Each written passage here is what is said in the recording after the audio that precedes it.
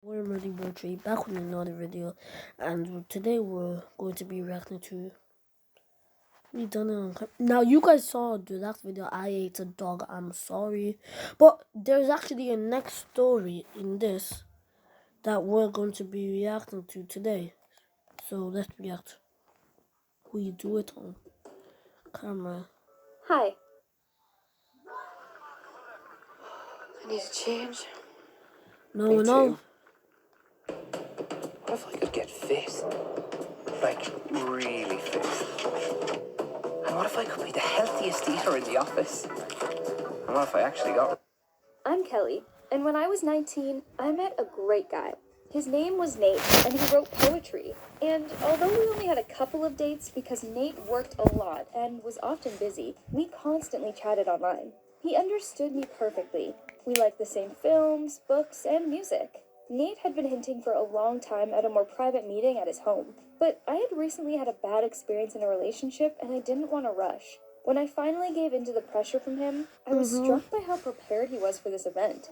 Candles were set up everywhere, soft music was playing, and red roses and a cute teddy bear were waiting for me on the coffee table. He sat on the sofa and invited me to sit next to him.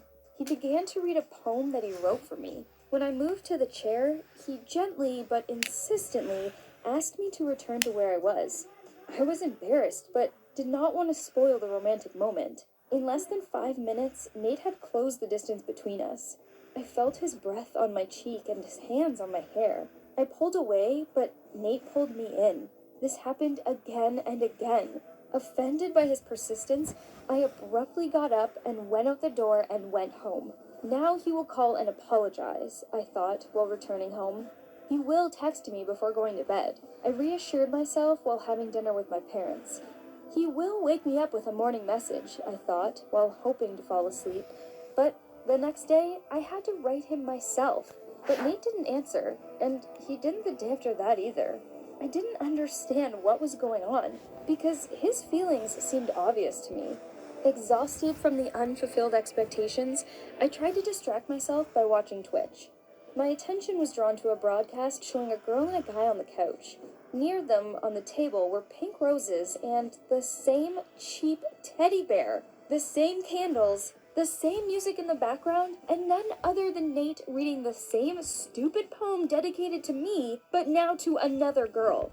As the view counter increased, so did my indignation. In the comments, everyone was worried about one thing: whether the guy would achieve his goal and how much time it would take. I went to the channel. I realized that the girl was the focus of just one of the episodes of an awful series. Nate set up cameras at home and broadcast live on Twitch, making money from it. A few minutes later, what was happening on the video made me blush, but after a few minutes, the stream was blocked. With a particularly unpleasant feeling, I noticed that the episode starring me had the lowest rating. I wrote a complaint to the administration and Nate's channel was blocked. I wish him all the worst, and that's all. Have you ever had the feeling that someone was secretly recording you? Okay, guys. We'll react to that in another video. Subscribe, like, and share.